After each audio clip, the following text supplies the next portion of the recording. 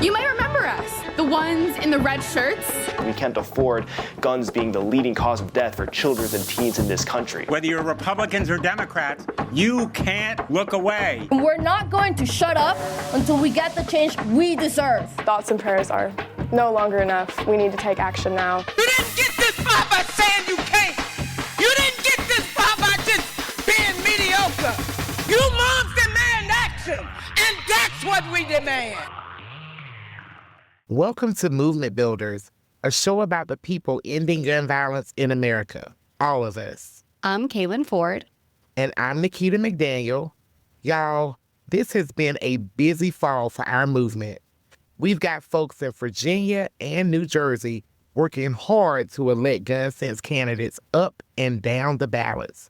We've got folks celebrating Latinx Heritage Month, and we've got chapters doing everything they can to educate people about the deadly link between domestic violence and guns for Domestic Violence Awareness Month.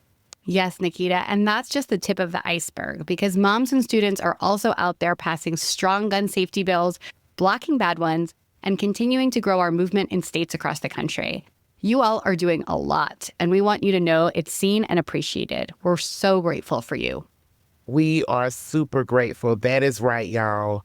You are so awesome and amazing. You blow my mind every time. And the work that you're doing now is actually saving lives as we speak.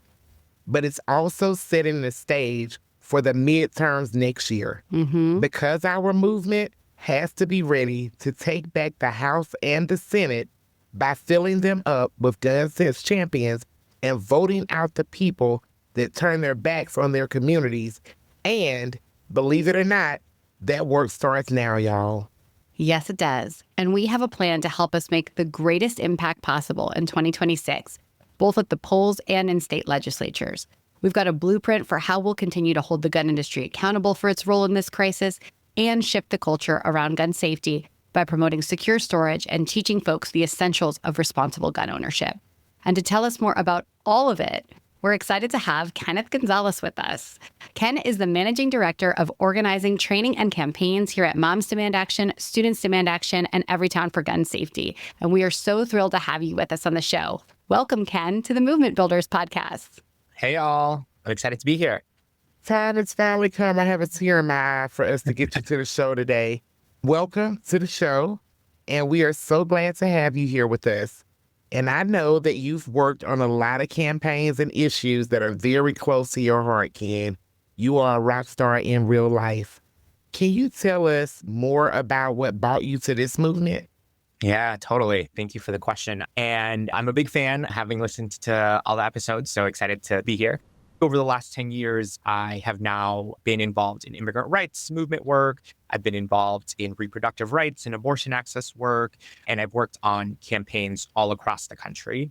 And one of the pieces of inspiration that I found while I worked in campaigns all over the country, from states like Iowa to Kentucky to Colorado to Arizona to Georgia to Virginia, is all of the Moms Demand Action volunteers that I got to work with as a campaign manager, as an organizer, as a regional organizing director. And regardless of the state, regardless of the capacity and the role that I was in, one thing was always evident to me was the power and the commitment Moms Demand Action volunteers had in making this world and this country a better place. And when the opportunity to join the organization came, it was kind of a no-brainer, knowing that that was going to be the type of people I was going to be surrounded with. And for the last 3 years, it's been incredibly challenging with all of the things that have happened, but it's been some of the most inspirational work that I've done. It's been some of the most impactful work that I've been able to be a part of. And it's really the people who have driven the heart and soul of the gun violence prevention movement that keeps me wanting to come back and that keeps driving me towards wanting to contribute to the change that we're all trying to make. Oh, thank you, Ken. It's been 3 years already. That is so powerful, Ken. And I know that you are often on the road and often out there meeting our volunteers. And if folks have met Ken before, they know his immense enthusiasm and love and energy for our volunteers. It really shows that commitment that you have to the folks who are out there doing this work. So thank you. And as we said, we know 2026 is going to be a pivotal year for us. We have the opportunity to really hold lawmakers accountable for their inaction on gun violence during this first year of the Trump-Vance administration. And before that, too. But as Nikita said, volunteers in New Jersey and Virginia are already doing important elections work as we speak. So Ken, tell us more about what's happening in my home state of New Jersey and in Virginia right now. So this year, there's elections happening in New Jersey and in Virginia. So in New Jersey, there are elections for governor, for lieutenant governor, and then the state legislature. And similarly, in Virginia, there are elections for governor, for lieutenant governor, the attorney general, and then the Virginia House of Delegates. And this past September, there was a special election for U.S. Congress, which thankfully we were able to contribute to and win and elect a gun sense champion to. And in Virginia, we have the opportunity to elect the first former Moms Demand Action volunteer to the governor's mansion. Yes, which is huge. Yes, I love it. Yeah. So Abigail Spanberger is a former Moms Demand Action volunteer, I believe in the Richmond area. She has been a champion of gun violence prevention issues, championing the Bipartisan Safer Communities Act, as well as supporting critical safety policies like the Charleston loophole and implementing extreme risk protective orders. And what's even more critical in Virginia is that over the last 4 years, Virginia has had a split government with gun sense majorities in the Virginia House and the Senate. But were it not for Governor Youngkin's vetoes, Virginia would have some of the strongest gun safety laws in the country. So with Spanberger as governor, she's already committed to supporting legislation to crack down on ghost guns, to require secure firearm storage, and to restrict the sale of high-capacity magazines. So a lot is at stake. And we have volunteers all across the state hitting the pavement, knocking on doors, and people from all across the country making phone calls, sending postcards, whatever it is that they can contribute. So I think if you're listening to this and you have not yet come out to knock doors or make phone calls, come out to canvass with us or make calls with us. And you can visit gunsensevoter.org/takeaction to find an event, because we need everyone. And I think we always kind of say that Virginia and New Jersey are off-year contests, but we also know that this election, like most off-cycle elections, will really carry an outside influence on what we can expect for the 2026 midterm. So I think it's imperative that we demonstrate our strength as a gun violence prevention movement, especially this year. We have to turn out gun sense voters, and we really have to prove that what this country needs are elected officials who will do what it takes to keep communities safe from gun violence. Oh my gosh. So you touched on a lot of what I was going to ask you. So I'm going to just shout out, and I'm going to let you go deeper because I know we can do this. Yeah. Shout out to Virginia and New Jersey. Yes. And everyone that is supporting those states. We got y'all back, front and side to side. And as you said, we looked a little bit into, what we got to do to get there. Now let's talk about 2026 and looking ahead. What is our plan for the midterm? In a little bit more detail, and how will folks in states across the country do this work nationally? We are unfortunately living through a pivotal time in the country. And I think even just in the recent couple of months, we've experienced some pretty devastating gun violence that could have been prevented.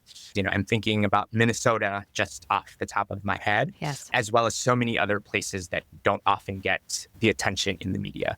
And we also know that we have politicians from state legislatures all the way to the White House that are pretending to care about law and order, but are instead actually making it easier for dangerous people to get their hands on guns. That's right. And I think that what we know is that you can't say you're serious about combating crime while also then slashing funding for law enforcement, pardoning violent criminals, and in doing just common sense public safety laws that we know have real bipartisan support. So I think one of the most essential things that we can be doing in this particular moment ahead of really the height of the 2026 election cycle is just continuing to talk about the ways gun violence issues impact our day-to-day lives. Because I think right now, there are so many things coming at people. And I think it's important that we are constantly talking about the ways gun violence is continuing to ravage communities, amidst all of the other issues that's happening.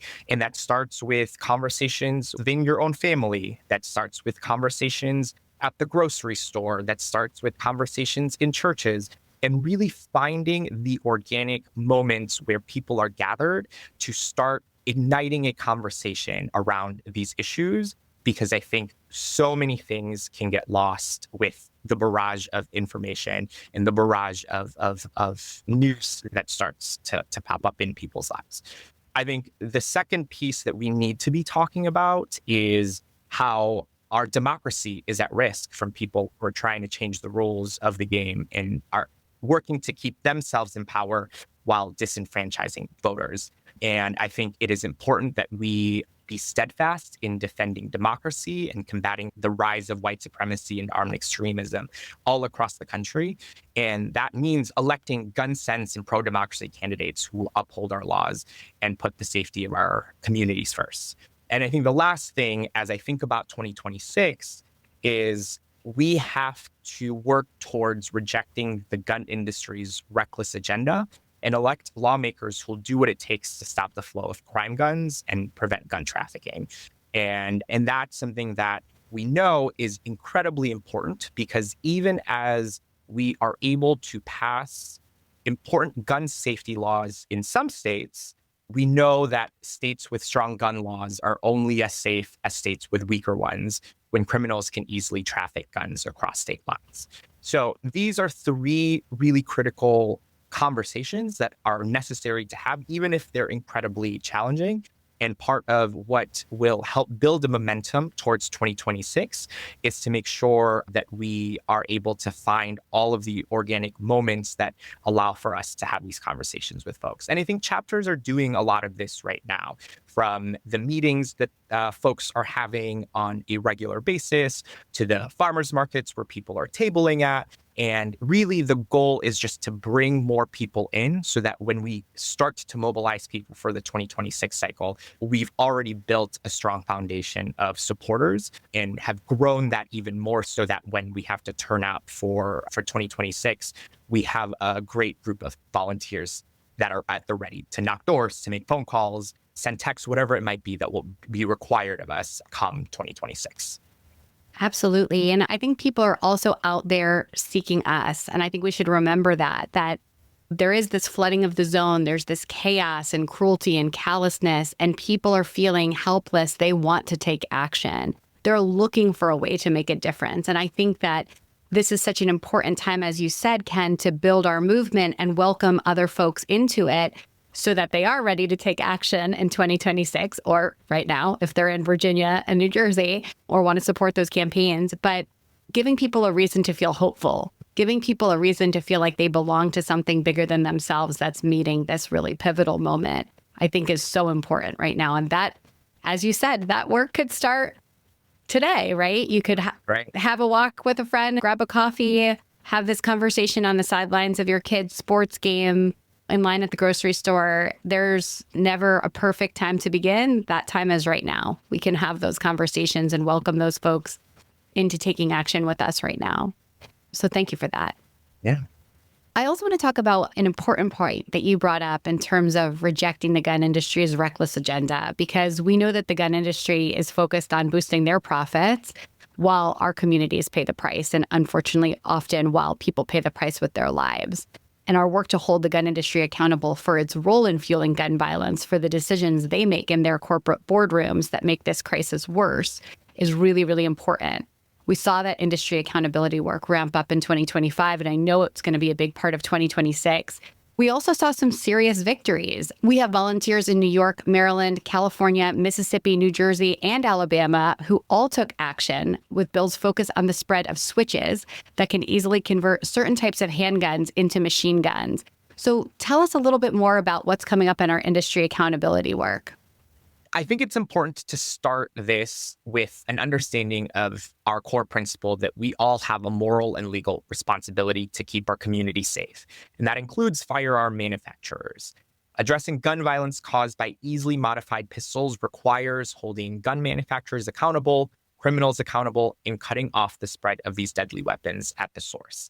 And I think it's important to start with just some harrowing facts. The ATF has reported a 570% increase in the recovery of machine gun conversion devices from 2017 to 2021. And then the Chicago police has recovered more than 1,100 modified Glocks from 2021 through 2023.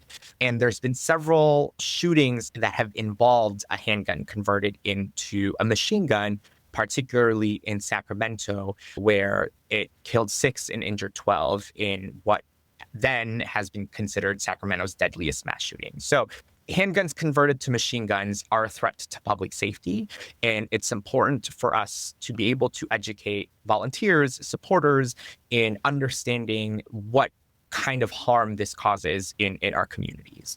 And it's important that every firearm manufacturer should be taking steps to make sure that their guns can't just be easily converted into DIY machine guns. So I think part of the industry accountability work is continuing to do more public education of what these handguns that are converted into machine guns do. We know that they continue to be a growing threat to public safety. And even though fully automatic machine guns are illegal under federal and state law, there are still certain types of convertible pistols that can be converted into machine guns, even by people with little to no engineering skills, through these things called switches. And luckily now they're illegal in over 26 states, but switches can still be purchased illegally or 3D printed. And it is what's causing a lot of harm, because we know that even with states with the strongest gun laws, there are still people getting access to these devices because of other states with weaker ones. And it's important for us to name that every firearm manufacturer should be taking steps to make sure that guns cannot be easily converted into DIY machine guns. So really our goal as we look to the next legislative sessions is to push state legislators in making sure that they strengthen what product safety standards look like for all handguns, to make sure that no handgun sold to civilians can be easily converted to a DIY machine gun. And there are several states where this will be a main focus next year. Thank you for that explanation. And I just want to point out that we are celebrating a huge victory on this issue. California Governor Gavin Newsom recently signed into law a first-in-the-nation type of bill to stop the spread of DIY machine guns. The bill prohibits gun dealers from selling firearms like the ones we're talking about that can be easily converted into fully automatic weapons through the simple installation of a switch, like you mentioned. And this victory is the result of the tireless advocacy of moms and students, who, along with other supporters of this legislation, sent almost 135,000 messages to lawmakers and made more than 2,400 calls.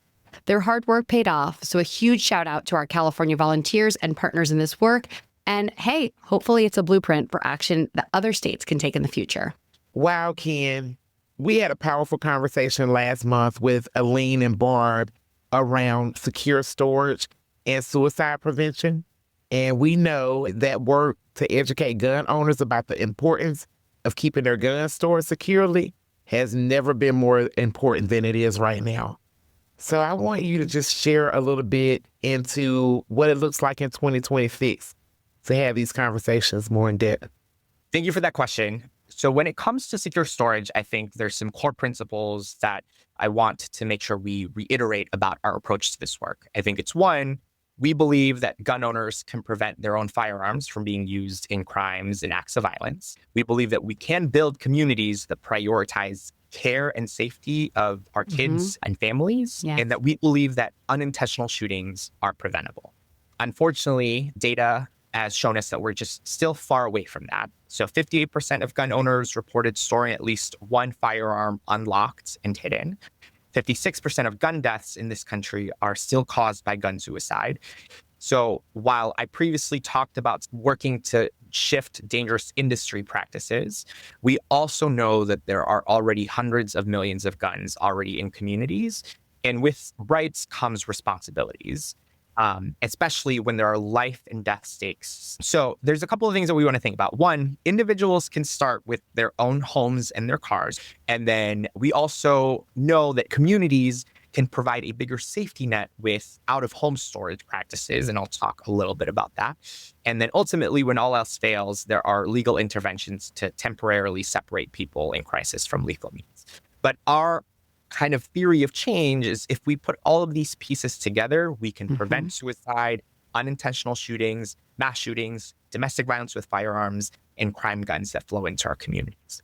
So when it comes to our secure storage in cars, our overarching goal over the next year is to be able to decrease theft from cars so that we can decrease gun crimes and unauthorized access to firearms, which can happen quite often. And through that, our hope is to continue building up grassroots power in order to then target key businesses and partners who can be part of this fight with us. Because we know that the public and the private sector also can have an important role to play in increasing the flow of information that goes from communities and then the ability for those behaviors to actually change, be it government centers, private businesses, including parking garage companies, stadiums, schools, car dealerships, whatever it might be. Our hope is that we can continue to partner with these businesses to get their commitment in sharing more information about what it means to safely secure guns in cars. So that's one part of what 2026 will look like. And then we will continue our out-of-home storage work. And with that, our overarching goals is to be able to decrease firearm suicides and unauthorized access to firearms in the homes. We want to be able to build an even stronger community of trust with gun shops and gun owners within a particular community, because we know that gun owners have to be a part of this solution just as much in order to build stronger and safer communities. And then we want to be able to engage key stakeholders like law enforcement and veterans groups. And we started doing a little bit of that work already this year in states like North Dakota and states like Nebraska and Oklahoma, where people have done outreach to gun shops and have had really important conversations about how we can partner together in reducing gun suicide in communities, as an example. So our hope is really to be able to create and provide easily accessible resources on out-of-home storage options, and then educate gun owners in communities on the availability of these resources, and then in turn hope to contribute to a decrease in firearm suicides and unauthorized access in homes. So those are just a little bit of a sneak peek on what I think folks can expect for our secure storage work in the upcoming year.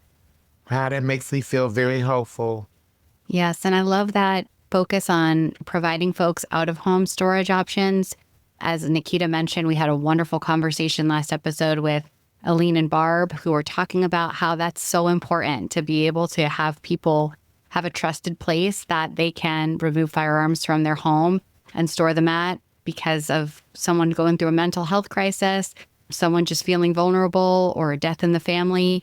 All of that is really, really important because we know that gun locks and gun safes are amazing, but sometimes they're not enough for the moment that somebody's in. And that's really, really, really crucial. So thank you for sharing that, Ken. We're excited to hear more about that work. Yeah, I'm excited for everyone to become a part of it. So I'm looking forward to this. Is one of the aspects of next year that I'm truly excited for. Amazing.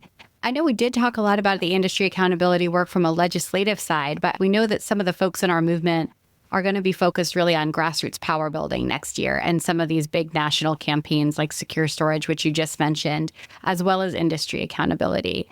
What will some of that non-legislative industry accountability work look like? Because that's very exciting too.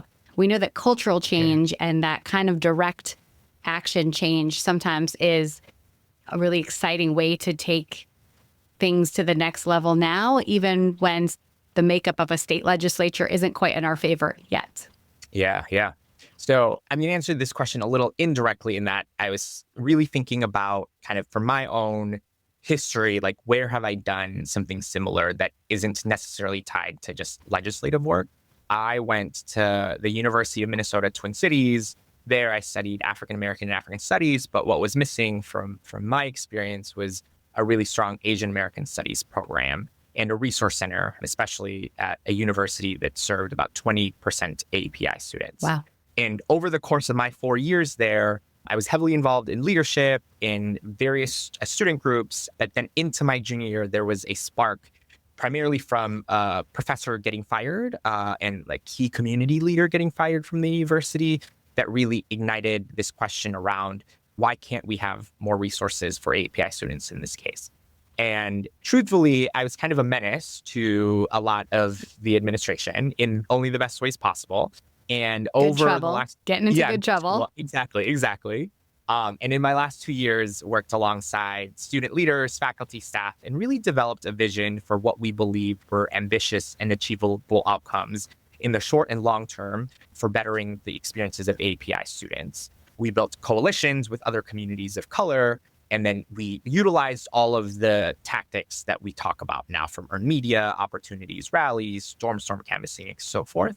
And I graduated in 2016, and not a lot of what the outcomes we were hoping for came upon my graduation. And then a year later, I get a call from one of my mentors and shared with me that the university had approved funding to open up the first Asian Pacific American Resource Center at the University of Minnesota. And I share that experience for a couple of things. I think, one, part of doing movement building work and part of doing a lot of the power building work, be it industry accountability, be it secure storage, is really starting from this question around why not X, and really digging into a vision of what is possible. It really is about expanding what our belief is of the type of change that is possible. And I think that's one of the pieces of grassroots power building work that I'm really excited about when it comes to national campaigns in the next year.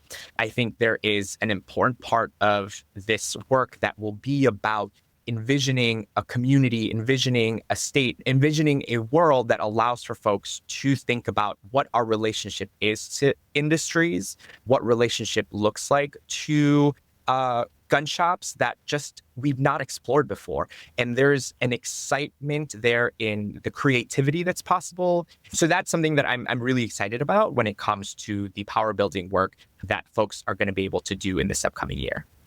Electrifying.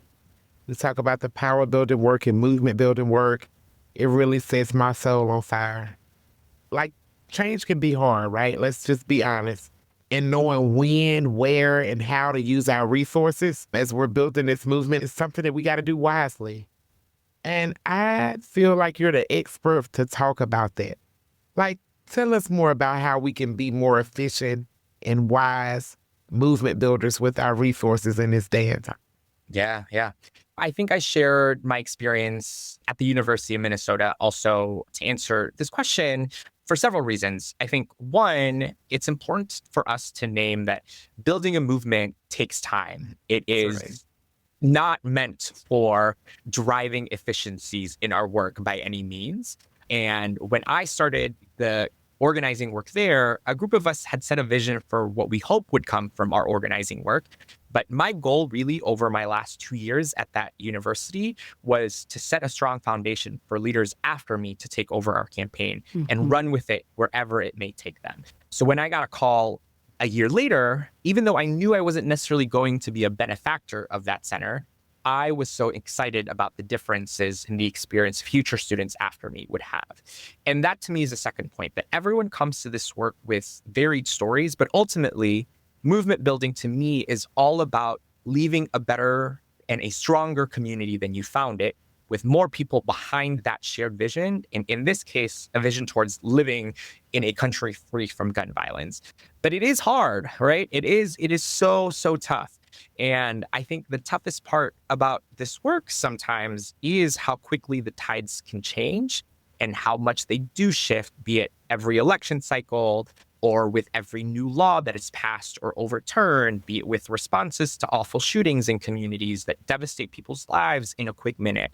But to me, the most inspirational moments of the last 3 years have been how we've been able to hold firm in our values as moms, demand action, to be able to respond to moments of tragedy, of change, of hope, with the same conviction that we truly believe a safer place is possible for everyone. So when we talk about building power and building a movement, to me, what essential to that is building this long-lasting community of people, be it leaders, team members, supporters, partners, gun sense champions, and the people we bring into this are our greatest resources, because it's when we build, we always say it's not a moment, it's a movement, but part of building a movement is building a foundation that does not crumble with every shifting tide of change. Yes. And that's what's critical. A foundation that does not crumble with all those shifting changes. I love that, Ken. And I feel like sticker. Put on a bumper sticker. I feel like with all the things that are coming fast and furious at us right now, especially from this administration, reminding ourselves and grounding ourselves in that kind of messaging is so helpful. So thank you for sharing that. Yeah. So, Ken, you don't get to get away from us without the major question. We ask all of our guests.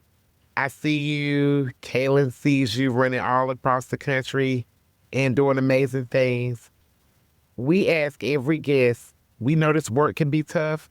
What do you do to take care of yourself? Because that's one thing we're going to have to do is take care of each other and ourselves. I call it my 3 Fs. So it's family, friends, and fitness. I love that. I take care of myself. A lot of people know this, but I'm a big CrossFitter. So I compete in CrossFit competitions. I just ran my first triathlon. Congratulations. 50K in a couple of weeks. So that's one of the ways I take care of myself, both from like a physical standpoint, but also it's my emotional outlet to just throw around some weights. So it's fun. And then family and friends. I think I would not be where I was now if it were not for the continued support of the people around me. And I think I have friends of mine who have had to endure all of the calls and FaceTimes just to hear me vent, just to hear me talk about this work. But I think having a strong community of family and friends, I think is been critical to my own emotional well-being, especially when I'm running all around the country. What's hard is you have no consistency in your day-to-day. So my consistency really is the calls that I make when I'm driving or when I'm at the airport. And I think that has been a way that I take care of myself, is just through community and connection with my body and then with family and friends. I love that. And you talked a little bit about spending your time doing that, and that is amazing. Congratulations on that triathlon. That is no small feat. We have a lot of those people in our movement. I was going to say we had Lindsay Claret on the podcast earlier this year talking about her own triathlete experiences. But how do you keep it light in your own life? Like, what other ways do you like to spend your time? Any favorite movies, shows, books that really speak to you, podcasts that kind of help you just take care of yourself, find some levity when this work can be challenging? Yeah. I am a big podcast listener. So I think this morning I actually was just listening to Amy Poehler's A Good Hang as one of my favorite podcasts of the last couple of months. So listening to podcasts is definitely one. I've also really started getting into stand-up specials on Netflix in the last couple of weeks because I was like, I just need to force myself to laugh right now. So I've been watching stand-up specials. And then a lot of people know this, but I love strategy game shows. So Survivor, The Challenge, Big Brother, and there's a new season of Survivor that just came out that I'm now religiously watching. And then I also just got a Kindle, which has been life-changing to my own love of reading again. Same. I used to be the person that's like, oh, I love the books. I love the feeling of a book. And I was so anti e-reader for the longest time. And then I got an e-reader and I was like, I get it. I understand. I can just pick this up wherever. I don't have to worry about the pressures of a really bulky thing. And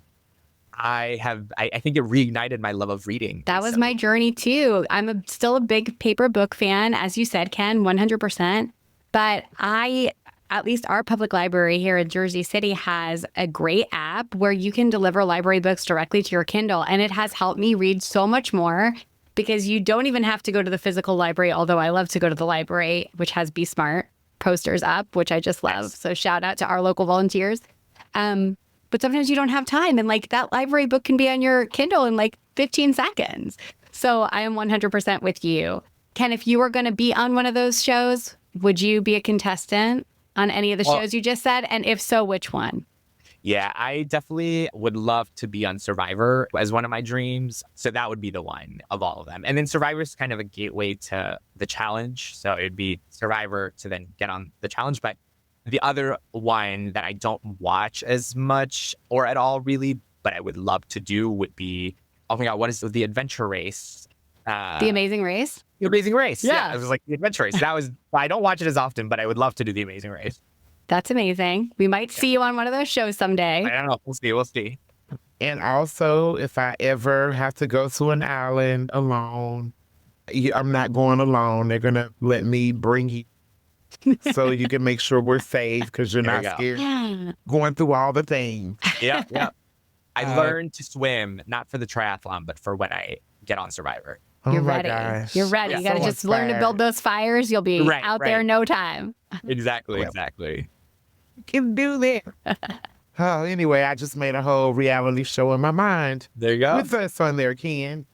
Thank you for sharing all of that with us and our listeners. Is there anything else you would like to add? A message for our volunteer leaders, community partners that may be listening? I think since I started here 3 years ago now, so I started January 2023, I know that I've experienced a consistent roller coaster of changes in the world, changes within the organization, colleagues coming in and out. And I know that all of these things are not unique to me and are things that volunteers also experience on a day-to-day level.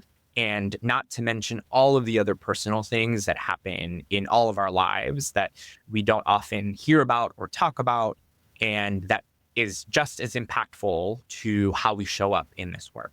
And I think it's important for me to just say change is hard and change is always here. But I think what I have come to appreciate about everyone who I've met, about the stories I hear, is that regardless of the challenges that people experience, despite all of the setbacks that we unfortunately have to withstand as a movement, is that the one consistent part of the last several years is how much Moms in Main Action volunteers shows up, pushes through, finds the ability to still have the hard conversations, and continues to be an important part of what makes this organization successful.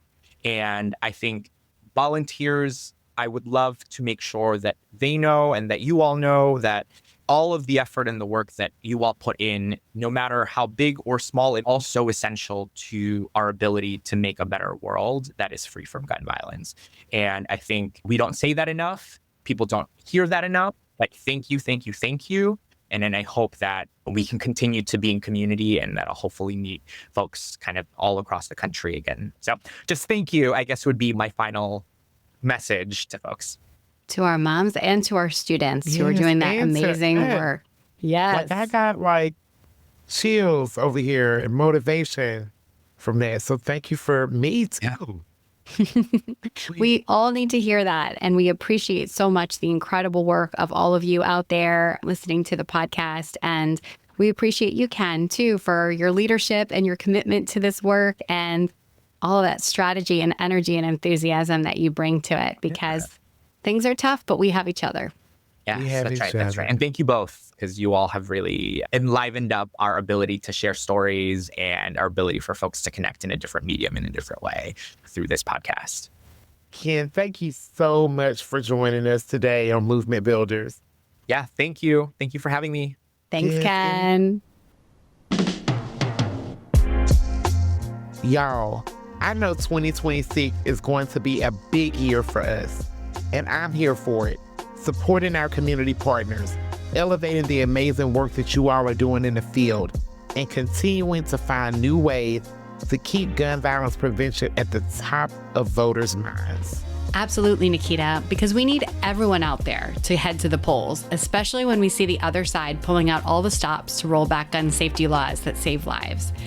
All of it matters. All of that political change work you're doing, that cultural change work you're doing, that grassroots power building work you're doing, all of it matters, and we need all hands on deck. So we're so grateful to have each and every one of you in this fight with us.